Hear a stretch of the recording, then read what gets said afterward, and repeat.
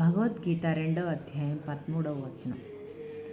దేహినోస్మిన్ యథా దేహే కౌమారం యవ్వనం జరా తథా దేహాంతర ప్రాప్తి ధీరస్తత్ర న ముహ్యతి. దేహదారి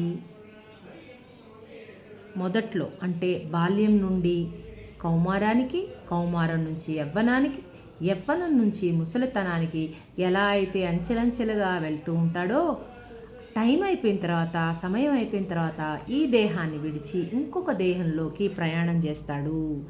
ఇలాంటి చిన్న చిన్న మార్పులకి ధీరుడు కలత చెందడు. ఇలాంటి మార్పు అంటే ఒక దేహంలోంచి ఇంకో దేహంలోకి ఆత్మ వెళ్ళేటప్పుడు జరిగే మార్పుకి ధీరులు కలత చెందరు.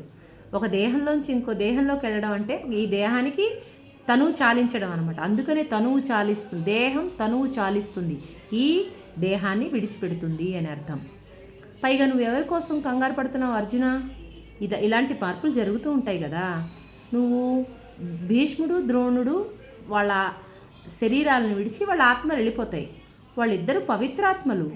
వాళ్ళు వచ్చే జన్మలో వాళ్ళు మంచి ఆధ్యాత్మిక దేహాన్ని పొందుతారు. ఆధ్యాత్మిక దేహాన్ని పొంది లౌకిక భోగానికి దేవతా శరీరాలను పొందుతారు.